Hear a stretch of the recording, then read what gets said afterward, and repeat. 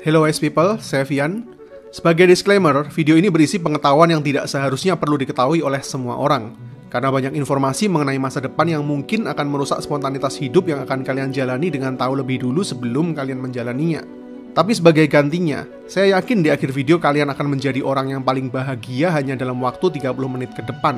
Dengan catatan, kalian lalui seluruh proses dari video ini tanpa skip. Video ini adalah jalan satu arah, ya atau tidak sama sekali. Jadi jika kalian tidak ingin excitement kalian dalam menjalani hidup berkurang, kalian bisa putuskan untuk keluar dari video ini sekarang.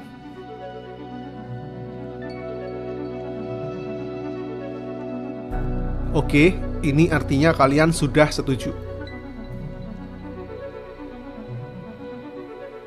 Utopia, sebuah kehidupan sempurna yang didambakan oleh setiap manusia. Kehidupan tanpa penderitaan, tidak berkekurangan, penuh dengan kesetaraan, hanya ada kelimpahan dan kebahagiaan. Yang mirip dengan sebuah surga yang ada di dunia. Ini adalah jenis kehidupan yang selalu didambakan oleh seluruh umat manusia dari masa ke masa. Tapi pertanyaan terbesarnya, bisakah umat manusia mencapai kondisi utopis?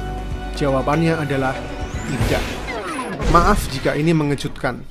Tapi saya akan jelaskan kenapa manusia tidak akan pernah berada pada kondisi utopis meskipun segalanya jauh lebih mudah. Bahkan ketika kita ada di abad ke-25 sekalipun. Sebelum saya ajak kalian ke masa depan, kita akan kembali ke masa lalu terlebih dahulu. Karena tahukah kalian, terkadang sebuah kebijaksanaan dan kebenaran itu baru benar-benar bisa kita yakini jika mengetahui awal dan akhir sebuah kisah. Sejak awal mula, dari masa ke masa manusia selalu mengejar kebahagiaan. Untuk mencapai kondisi itu, ada beberapa syarat kebutuhan dasar manusia yang wajib terpenuhi. Mulai dari kebutuhan fisik, keamanan, dicintai, diakui, hingga eksistensi diri. Jika salah satu kebutuhan dasar ini belum terpenuhi, maka akan sulit bagi manusia untuk menikmati kebahagiaan yang hakiki. Jadi kita akan mulai sejarah perjalanan umat manusia dalam mengejar kebahagiaan yang kita mulai sejak zaman prasejarah belasan ribu tahun yang lalu, di mana manusia pada masa itu masih harus berjuang dengan kebutuhan fisik. Hingga ke abad-abad selanjutnya di mana manusia merasa mampu menjalani hidup layaknya Tuhan. Di masa lalu, kehidupan manusia dan hewan hampir setara, karena manusia masih belum bisa memegang kendali ekosistem alam seperti saat ini. Dan terkadang hewan liar justru lebih banyak memegang kendali rantai makanan sebagai apex predator. Karena ini adalah masa di mana yang terkuatlah yang akan menang. Masa di mana manusia harus selalu bersiap siaga dengan ancaman dari setiap hewan liar karena mereka hanyalah salah satu bagian kecil dari ekosistem liar ini. Untuk makan setiap hari mereka harus berburu, yang terkadang justru menjadi buruan makhluk yang lebih kuat. Kondisi cuaca yang masih sangat-sangat dingin di berbagai penjuru dunia. Dan dikala musim dingin tiba, mereka terpaksa harus mencari tempat tinggal di bagian bumi lain jika tidak ingin mati membeku. Berjalan kaki ke arah yang tidak jelas, dengan resiko seluruh keluarganya diserang hewan-hewan liar selama perjalanan. Belum cukup ancaman dari hewan liar, manusia juga masih sangat primitif di masa itu, saling membunuh satu sama lain hanya demi memiliki sesuatu yang mereka inginkan, entah makanan, baju, atau bahkan anak istri. Jika seorang manusia terluka hanya karena tergores atau tertusuk benda tajam, maka kemungkinan matinya sangat-sangat besar, karena tidak ada sistem pengobatan yang baik. Begitu juga dengan wanita yang melahirkan. Kematian datang silih berganti menjadi hal yang wajar di masa itu. Tidak berbeda dibanding hewan-hewan dan tumbuhan yang mati setiap harinya. Setiap insan harus bertanggung jawab sendiri pada nyawanya masing-masing. Bagi mereka, dapat hidup dan makan sehari lagi untuk esok hari saja sudah cukup baik. Proses seleksi alam terjadi setiap saat, sehingga kematian bisa mendatangi mereka kapanpun dan dimanapun. Itulah yang dihadapi oleh nenek moyang kita dulu, yang hanya berjuang untuk bertahan hidup, supaya tidak mati kelaparan dan mencari tempat aman untuk berlindung dari seleksi alam yang masih liar. Tapi manusia adalah makhluk cerdas yang selalu mampu beradaptasi. Dengan beratnya kehidupan mereka di alam liar, manusia mulai berpikir untuk tidak hanya bertahan hidup. Akhirnya seiring perubahan iklim yang semakin hangat di bumi, bertambahnya populasi dan faktor kesamaan nasib, mereka mulai bersatu dalam sebuah komunitas supaya lebih kuat mempertahankan spesiesnya di tengah alam liar. Di masa ini manusia harus bercocok tanam dan beternak jika ingin makan. Setidaknya dengan kemajuan peradaban yang mereka miliki, akhirnya mereka tidak lagi harus berhadapan dengan hewan liar setiap harinya hanya untuk makan. Tidak lagi harus berpindah tempat hanya demi menghindari udara dingin dan migrasi hewan buruan. Setidaknya di masa ini, kebutuhan dasar fisik manusia saat itu sudah semakin membaik. Mulai dari makanan, tempat berteduh, dan pakaian yang layak. Tapi masalah baru muncul akibat semakin banyaknya populasi umat manusia. Semakin banyak pemukiman dan kebudayaan yang berbeda-beda pula, kini manusia dihadapkan pada masalah baru perebutan wilayah dan kekuasaan. Sebuah pemukiman bisa diserang dan dihabisi oleh manusia lain dari desa tetangga kapanpun tanpa peringatan. Pembunuhan, perkosaan, dan jual beli manusia menjadi pemandangan yang sering terjadi di masa ini karena belum banyak hukum yang mengatur bagi setiap wilayahnya. Akhirnya transformasi kembali terjadi, mulai dari komunitas, desa, kota, hingga semakin kuat menjadi kekaisaran. Akhirnya hukum dan strata sosial mulai dibuat untuk mengatur kehidupan ratusan ribu orang, dan kepercayaan terhadap para dewa mulai dijadikan alat untuk membuat lebih banyak manusia tunduk pada aturan di masa itu. Khususnya para raja yang dianggap mewakili Tuhan dan sangat ditakuti. Jangan harap ada kebebasan berpendapat di sini jika tidak ingin berakhir di kayu salib. Tapi berkat adanya hukum dan kekuatan militer dari sebuah kekaisaran, selama tunduk dan taat, setidaknya keamanan seluruh keluarga akan lebih terjamin. Tapi karena semakin besarnya kekuasaan antar kerajaan satu dengan lainnya, kini timbul masalah baru bagi umat manusia, yaitu perang.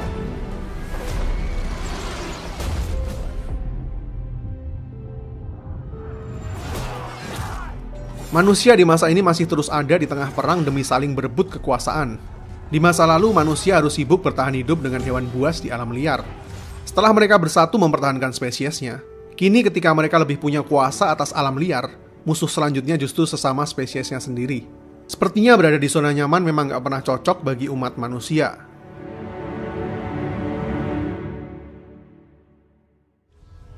Namun setelah runtuhnya era kekaisaran Romawi, tibalah manusia pada zaman kegelapan, yang sistem pemerintahannya hanya diputuskan oleh majelis dewan gereja aja.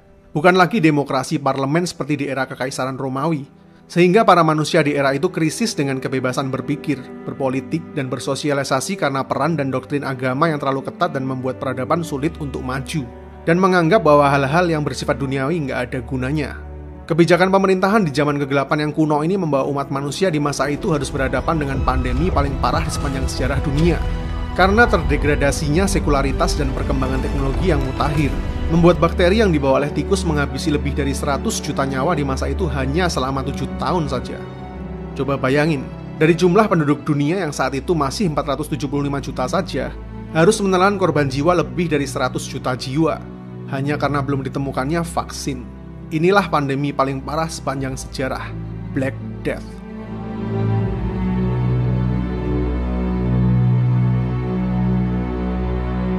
Sehingga lahirlah era baru Renaissance yang lebih mengedepankan sisi rasionalitas dan sekularisme, kebebasan untuk berpikir dan berkreasi dalam bidang politik, ekonomi, sosial, dan budaya. Inilah titik balik peradaban umat manusia yang disebut juga sebagai The Age of Enlightenment, karena menghasilkan berbagai macam terobosan baru di bidang teknologi dan melahirkan para filsuf dan seniman besar mulai dari Galileo hingga Leonardo da Vinci. Ini masa di mana manusia lebih punya kebebasan berpikir dan berekspresi, yang sekaligus membawa umat manusia kepada pemenuhan kebutuhan selain jasmani saja, namun juga jiwani. Tapi yang tidak pernah berubah, manusia di masa ini masih harus hidup dengan ancaman perang antar negara satu dengan lainnya. Bahkan lingkup perang yang semakin mengkerucut yaitu dengan saudara di negaranya sendiri yang menghendaki revolusi. Dan tentu saja di masa ini masih banyak prajurit yang mati dan tidak bisa diselamatkan nyawanya jika tertusuk atau tergores di medan perang. Mati kesakitan karena belum ada anestesi, dan mati karena infeksi karena belum ada antibiotik. Begitu juga dengan angka kematian saat melahirkan yang masih terlalu tinggi di masa itu karena belum tersedianya pengobatan yang layak. Seiring dengan perkembangan teknologi dan ditemukannya vaksin, antibiotik, dan anestesi, ada ratusan juta manusia terselamatkan hidupnya. Sehingga sejak pada masa itu berkat kemajuan teknologi di bidang kesehatan, angka kematian umat manusia di masa ini semakin kecil, dan angka kelahiran yang semakin meledak sehingga disebut sebagai generasi baby boomer. Dengan semakin bertambahnya populasi manusia di bumi, kini manusia punya masalah baru untuk memenuhi kebutuhan hidup miliaran nyawa, karena membutuhkan teknologi yang lebih cepat, lebih masif, dan lebih efisien lagi.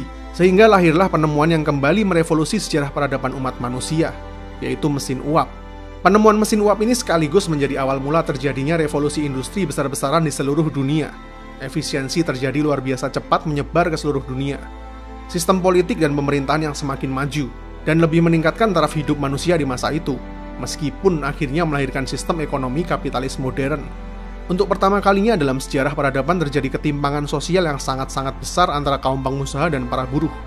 Kota yang sangat penuh dengan manusia yang sebagian besar adalah kaum buruh bergaji kecil, tanpa tunjangan kesehatan yang layak dan kurangnya sanitasi menghiasi setiap penjuru kota di masa itu. Tenaga kerja buruh dipekerjakan dan diperas habis oleh kaum kapitalis dengan kesenjangan yang sangat parah.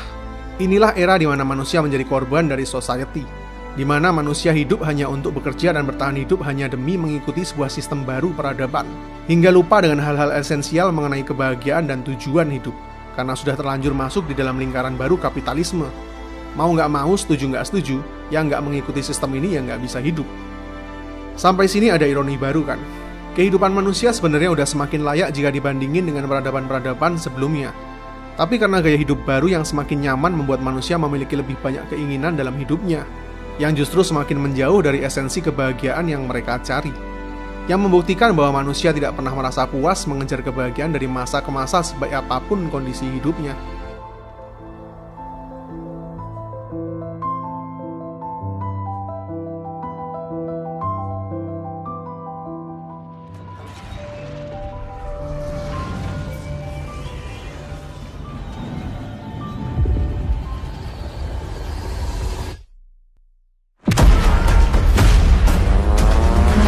Masuk ke abad 20 justru jauh lebih parah lagi. Di pertengahan tahun 1914, terjadi salah satu perang terbesar dalam sejarah dunia, yaitu Perang Dunia Pertama yang memakan korban hingga 40 juta jiwa. Perang berlangsung selama 4 tahun dan berakhir pada tahun 1918. Warga dunia bersorak-sorai dan mulai kembali membangun peradaban di tengah duka yang masih menganga. Namun sayangnya keberuntungan masih belum berpihak pada manusia di era itu. Karena masih di awal tahun 1918, dunia disambut sebuah pandemi terbesar kedua dalam sejarah umat manusia, yaitu Spanish Flu. Virus influenza yang belum ditemukan vaksinnya saat itu menginfeksi hingga 500 juta penduduk bumi. Dari total penduduk bumi yang saat itu masih berjumlah 1,8 miliar manusia saja. Pandemi yang sangat parah karena menjangkiti hampir 30% dari total populasi bumi dan memakan korban dengan estimasi mencapai 100 juta jiwa. Coba bayangkan bagaimana susahnya kehidupan manusia di masa itu, menghadapi dua tragedi terbesar dalam sejarah di tahun yang sama selama 6 tahun lamanya. Spanish Flu dan Perang Dunia. Pandemi akhirnya berakhir di tahun 1920. Namun beberapa tahun setelahnya mereka masih harus menghadapi krisis ekonomi dunia yang lagi-lagi terbesar di sepanjang sejarah dunia, yaitu Great Depression yang menghancurkan GDP dunia hingga lebih dari 15%. Yang tentu saja sangat mengguncang keseimbangan perekonomian dunia. Mengingat Great Recession yang terjadi pada tahun 2008 lalu saja udah menghancurkan banyak pasar saham dunia, meskipun hanya mengalami penurunan GDP dunia sebesar 1% saja. Berkat Great Depression ini banyak sekali orang kaya yang jatuh miskin, kasus bunuh diri di mana-mana, para pegawai kehilangan pekerjaannya, hingga mengalami kenaikan tingkat pengangguran mencapai 30% di banyak negara di seluruh dunia. Benar-benar terjadi goncangan yang sangat dahsyat. Chaos terjadi di mana-mana dan merubah kehidupan manusia di masa itu. Great Depression ini punya dampak cukup panjang untuk pulih hingga 10 tahun. Mereka baru mulai bernapas lega dan mulai menyusun harapan untuk kehidupan yang baru. Namun naas, di tahun yang sama ternyata dunia justru mengalami tragedi yang jauh lebih dahsyat dalam sejarah umat manusia, yaitu Perang Dunia Kedua yang memakan korban hingga 75 juta jiwa yang berlangsung selama 6 tahun. Gila. Serius, generasi manusia yang lahir di awal abad 20 ini benar-benar diuji secara mental dan fisik secara luar biasa. Bayangkan bagaimana manusia yang hidup di era ini masih bisa memiliki yang namanya harapan untuk tetap hidup setelah melalui 4 tragedi terbesar di sepanjang sejarah umat manusia selama 30 tahun berturut-turut. Mungkin jika hal ini terus berlanjut hingga Perang Dunia Ketiga, bisa dipastikan akan mengarah kepada sebuah extinction pada peradaban kita saat ini.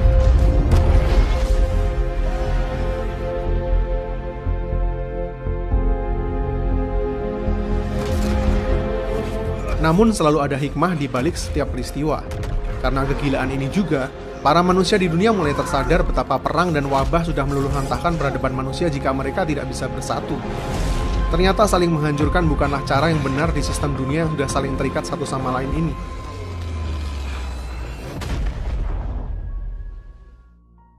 Itulah kita, yang terkadang hanya mau mendengar dalam kondisi sepinya sebuah keputusasaan, bukan dalam kondisi riuh yang penuh dengan gejolak. Tragedi-tragedi besar yang terjadi di awal abad 20 ini membuat banyak bangsa mulai belajar bahwa jika mereka tidak bersatu, maka seluruh dunialah yang menjadi korbannya, bukan hanya satu atau dua kepentingan saja. Maka mereka mulai sepakat mendirikan United Nations atau PBB di tahun 1945. Begitu juga dengan pandemi yang terjadi di awal abad 20, membuat mereka belajar dari kesalahan dan melahirkan WHO di tahun 1948. Kemudian karena industrialisasi yang semakin masif secara global oleh kepentingan para kapitalis, jika masing-masing pelaku industri ini tidak dikontrol dan duduk bersama, maka tidak ada yang memegang kendali jalannya peradaban baru bumi di masa mendatang. Oleh sebab itu didirikan pula sebuah organisasi internasional, yaitu World Economic Forum di tahun 1971. Berkat kontrol dan peran organisasi-organisasi inilah peperangan, kesehatan, ekonomi, hingga industri yang terjadi di dunia kita saat ini bisa lebih dikendalikan dampaknya. Jika dibandingkan dengan yang terjadi di era-era masa lalu hanya karena pecahnya persatuan di seluruh dunia. Begitu juga dengan hak asasi manusia yang kita miliki saat ini juga berkat deklarasi dari PBB setelah terjadinya World War II yang sangat tidak mencerminkan humanity. Untuk pertama kalinya dalam sejarah peradaban, dunia mulai sepakat setelah ada di ambang kehancuran. Umat manusia yang hidup di masa kini mulai berani meyakini sesuatu yang sebelumnya sangat sulit untuk digapai oleh para pendahulu kita, yaitu harapan akan masa depan yang lebih baik, di mana kita tidak lagi harus berjuang hidup dan mati hanya demi sesuap makanan, di mana kita bisa tidur di malam hari tanpa khawatir bahaya seperti pejuang-pejuang di masa lalu, di mana kita kini sudah punya kebebasan untuk menyampaikan sesuatu yang kita yakini. Ya, semua kenyamanan dan keamanan yang kita miliki saat ini adalah perjuangan dari generasi-generasi manusia pendahulu kita, sehingga manusia di masa kini punya fondasi yang lebih kuat untuk terus hidup. Dan di era kita saat ini, kita bisa lebih berfokus kepada kebutuhan dasar manusia yang terakhir.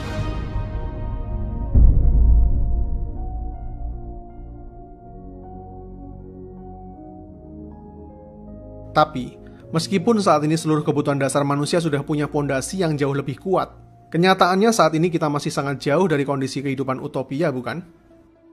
Masih belum ada kesetaraan di dunia ini, masih banyak kelaparan di dunia ini, kesehatan, pendidikan, dan ekonomi yang masih sangat timpang. Angka kematian tinggi karena masih banyak penyakit yang belum ada obatnya. Kebebasan berpendapat masih tidak adil bagi kaum minoritas. Masih banyak terjadi perang di berbagai sudut dunia. Sistem kapitalis korup warisan era industrialisasi yang masih belum berpihak pada rakyat kecil. Dan isu paling berbahaya bagi kelangsungan peradaban manusia selanjutnya, yaitu global warming. Yang artinya pengejaran kebahagiaan utopis dari umat manusia masih belum berakhir di era kita sekarang. Karena manusia dari masa ke masa selalu mendambakan kehidupan utopis yang ideal, di mana tidak ada lagi kelaparan, penderitaan, ketidakpastian, ketidakefisienan, bahkan mungkin ketidakabadian. Maka dari itu manusia masih harus berkembang lagi untuk mencapai itu semua dengan bantuan teknologi. Jadi kita akan lanjutkan perjalanan ini menuju ke masa depan.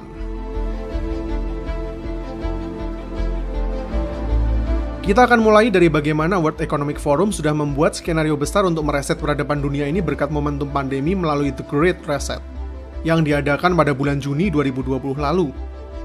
Ini adalah organisasi non-pemerintahan yang sama dengan yang pernah menggagas konsep revolusi industri 4 lalu, yang berisi banyak sekali orang-orang dan perusahaan paling berpengaruh yang menjalankan perekonomian dunia, atau lebih sederhananya, para kapitalis kelas dunia yang menjalankan roda peradaban dari dunia ini.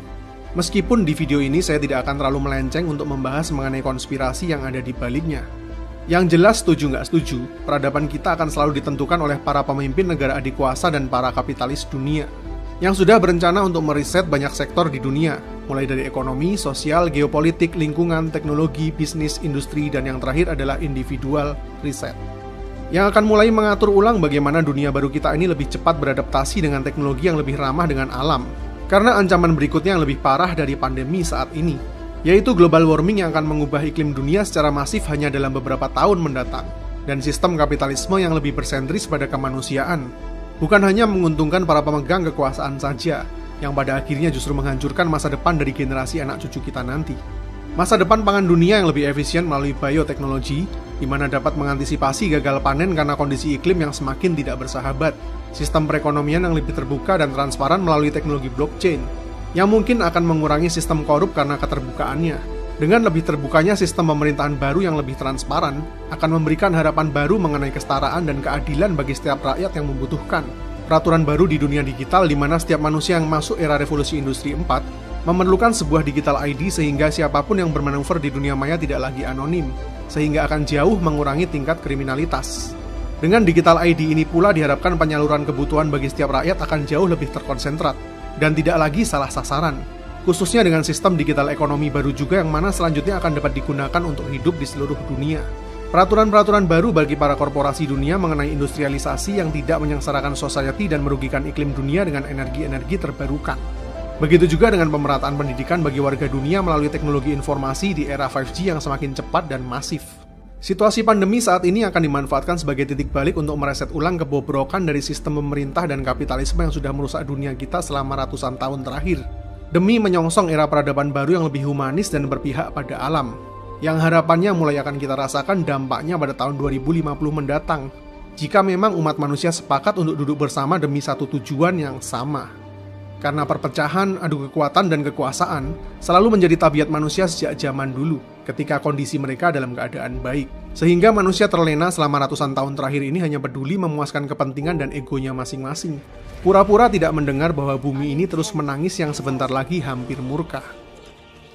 Jadi untuk saat ini, kita anggap saja skenario global warming yang akan mengancam musnahnya peradaban manusia ini berhasil menjadi titik balik untuk menyatukan umat manusia, yang mirip dengan skenario yang terjadi pasca Perang Dunia lalu. Maka mungkin umat manusia masih punya harapan dan tidak berakhir dalam skenario distopia karena proses seleksi alam, yang bisa mereset teknologi kita kembali ke zaman busur dan panah lagi. Artinya kita mungkin akan terus melaju ke tahapan utopia di beberapa abad selanjutnya. Namun dengan catatan yang perlu digarisbawahi secara tebal, bahwa skenario utopia ini hanya bisa tercapai jika umat manusia bersepakat demi satu tujuan yang sama. Tidak ada perbedaan mengenai status sosial, ekonomi, budaya, bahkan mungkin agama. Karena tanpa adanya kesetaraan dan tujuan yang sama, jangan pernah berharap kondisi utopis itu terjadi di masa hidup umat manusia. Tidak cukupkah kita belajar dari pengalaman ribuan tahun? Setelah itu, yang mungkin lebih ironis, sistem pemerintahannya tidak lagi harus dijalankan oleh kepentingan manusia lagi, melainkan dipercayakan kendalinya pada sebuah sistem komputasi AI yang disepakati bersama, demi mengatur jalannya sistem peradaban baru yang diprogram berdasarkan asas humanisme, yang berpegang pada prinsip-prinsip yang ada pada alam semesta ini, yang terbukti telah teruji dan berjalan harmonis dengan baik bahkan selama jutaan tahun terakhir, yang mempertegas pesan bahwa tanpa adanya manusia, bumi ini akan tetap baik-baik saja. Ya, itulah perbedaan sistem buatan manusia dan Tuhan, antara fana dan abadi. Karena sejarah panjang umat manusia terbukti tidak pernah berhasil mengelola dunia ini sejak manusia memegang peradaban dunia, dan selalu berakhir pada kehancuran satu sama lain meskipun kita sudah menjalani berbagai jenis sistem, mulai dari kekaisaran, sosialis, liberal, bahkan demokrasi. Selama kehendak bebas manusia yang abstrak dengan ego dan keinginan yang jadi pusat kendalinya, yang selalu dipenuhi dengan otoritarianisme, supremasi kekuasaan maupun dinasti politik, maka pada masa itu, sepertinya sebuah sistem pemerintahan yang dijalankan oleh AI akan jauh lebih relevan, karena tidak memiliki motivasi, tidak memihak, dan adil bahkan bagi setiap makhluk yang hidup di bumi ini. Namun di masa seluruh umat manusia ini sepakat untuk bersatu, akan menandai sebuah era baru yang sangat mengerikan.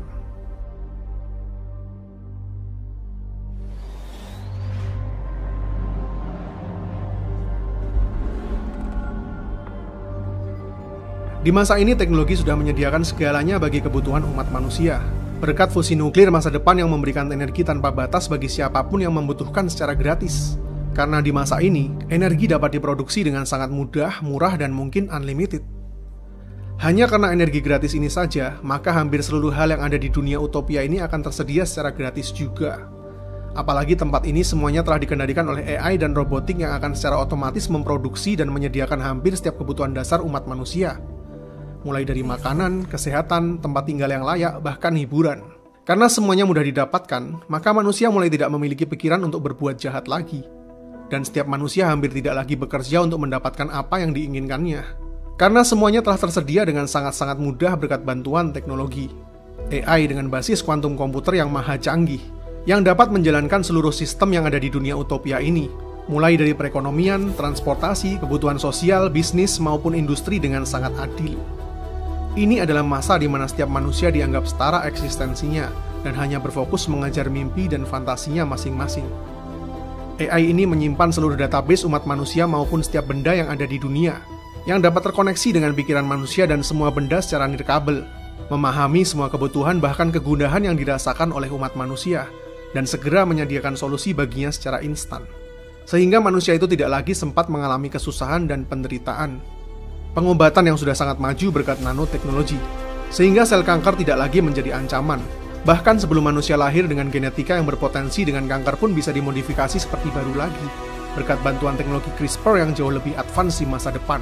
Begitu juga dengan modifikasi genetika fisik mulai dari kelamin, wajah, warna rambut, dan postur tubuh. Sehingga manusia bisa memiliki kondisi fisik sesuai dengan yang mereka inginkan sendiri. Nggak perlu lagi iri dan dengki kepada manusia lainnya hanya demi mendapatkan eksistensi diri yang layak di mata masyarakat. Karena kini semuanya setara.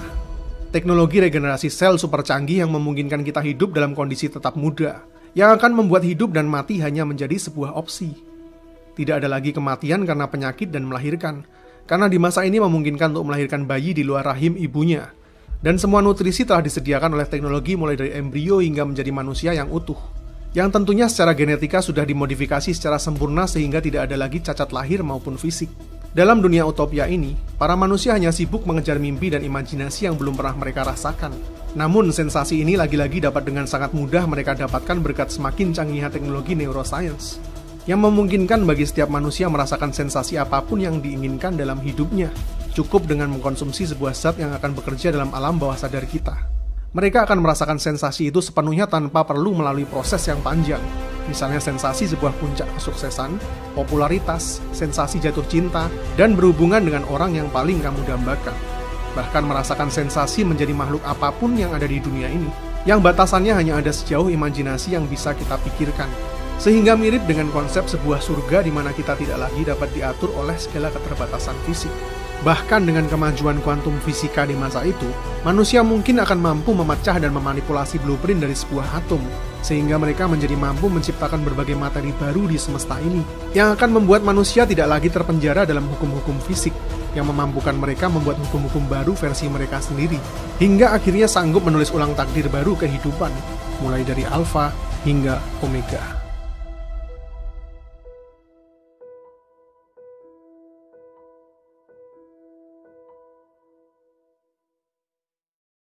Tapi, benarkah manusia-manusia yang ada di fase ini telah berhasil mencapai puncak kebahagiaan dan menemukan arti hidup?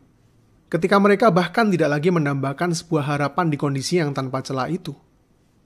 Ketika mereka bahkan tidak lagi tahu apa yang mereka inginkan di saat dengan mudahnya segala keinginan itu terpenuhi. Teknologi awalnya memang diciptakan untuk mempermudah hidup dan efisiensi, dengan cara mempercepat atau menggantikan sebuah proses. Namun ketika seluruh proses itu diambil alih olehnya, hingga tidak ada lagi yang tersisa bagi manusia, maka tidak ada yang lebih mengerikan dibanding seorang manusia yang selalu mendapatkan apa saja yang terbesit di dalam pikirannya dengan begitu mudah. Ketika mereka bahkan tidak lagi tahu apa yang mereka inginkan karena dengan mudahnya keinginan itu terpenuhi, maka segalanya tidak lagi memiliki sebuah value. Karena sebuah value itu muncul berkat adanya sebuah proses. Semakin sulit prosesnya, maka semakin tinggi value-nya. Semakin terbatas sebuah hal, maka akan semakin berharga pula hal itu. Bahkan mungkin mereka tidak lagi mengerti apa itu harapan di kondisi yang tanpa celah itu. Karena bagaimana mungkin seseorang memiliki harapan jika segalanya ada dalam kendalinya. Semuanya terukur, teratur, tidak ada spontanitas, tidak lagi ada kejutan, dan tidak ada sebuah rasa takut. Dan ketika sebuah harapan dan keinginan itu tidak lagi ada, maka yang tersisa hanyalah sebuah kekosongan. Yang justru lebih mengerikan dibanding menjalani sebuah proses panjang yang menyakitkan namun tetap memiliki sebuah harapan. Karena pada dasarnya itulah yang membuat manusia tetap merasa hidup. Sebuah harapan dan keinginan yang sulit kita kejarlah yang memberikan kita tujuan hidup. Yang mungkin pada akhirnya akan membuat mereka iri dengan kehidupan manusia-manusia di masa lalu yang penuh dengan emosi dan harapan. Meskipun mereka sudah mencapai tahap sempurna.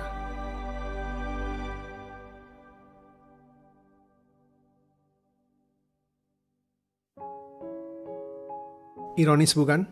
Mungkin mereka tidak lagi harus bekerja keras hanya untuk mendapatkan sesuap makanan. Tapi mereka tidak tahu betapa bahagia dan nikmatnya sebuah makanan yang didapatkan dari hasil jerih lelah berhari-hari. Mungkin mereka tidak lagi harus melewati proses persalinan dan melahirkan yang menyakitkan selama 9 bulan. Tapi mereka tidak tahu betapa bahagianya perasaan seorang ibu saat pertama kali melihat kedalaman mata bayinya sesaat setelah melahirkan. Mungkin mereka tidak pernah merasakan penyakit di tubuhnya yang sempurna sejak lahir. Tapi mereka tidak tahu bagaimana bahagianya seorang anak buta sejak lahir yang bisa melihat untuk pertama kalinya. Mungkin mereka punya keluarga sempurna yang tidak pernah berkekurangan. Tapi mereka tidak tahu perasaan bahagia seorang ayah yang melihat anak dan istrinya tertawa lepas di saat makan bersama, meskipun dia harus mengambil 2 pekerjaan sekaligus di siang dan malam hari. Mungkin mereka bisa hidup dalam masa muda selama yang mereka inginkan. Tapi mereka tidak akan pernah tahu betapa setiap momen dalam hidup itu jadi jauh lebih berarti di umur kita yang pendek dan penuh dengan ketidaktahuan akan hari esok. Coba kalian rasakan. Indah sekali kan? Ya, emosi yang masih kalian rasakan saat inilah anugerah dari Tuhan yang sebenarnya. Manusia di masa lalu mendambakan kehidupan utopis di masa depan, dan manusia di masa depan merasa iri dengan kehidupan manusia di masa lalu. Jadi kapan pencarian kebahagiaan ini akan menemukan sebuah akhir? Jika ternyata ketidaktahuanmu mengenai hari esoklah yang membuat esok hari lebih menarik untuk kita jalani, ketidaknyamananmu saat inilah yang membuatmu tetap termotivasi. Penderitaan yang masih kamu rasakanlah yang membuat kebahagiaanmu jauh lebih berarti. Dan umurmu yang terbatas inilah yang ternyata membuatmu lebih punya prioritas, supaya setiap momen dalam hidupmu menjadi jauh lebih berharga. Bersyukurlah, karena sebenarnya segala ketidaksempurnaan yang ada di hidupmu saat inilah yang ternyata menyempurnakan hidupmu. Dan kabar baiknya, setelah kamu tahu semua ini, kamu nggak lagi perlu menjalani 100 kali kehidupan hanya untuk tahu bahwa mulai sekarang juga kamu bisa bahagia.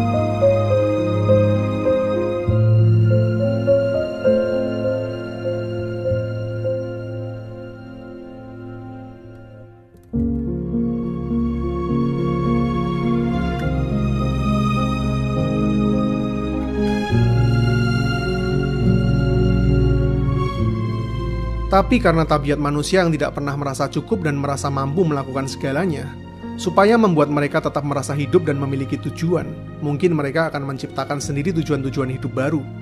Misalnya dengan membuat sebuah ekosistem di tempat yang benar-benar baru, di mana kebahagiaan itu masih dapat diperjuangkan dengan sebuah harapan dan penderitaan.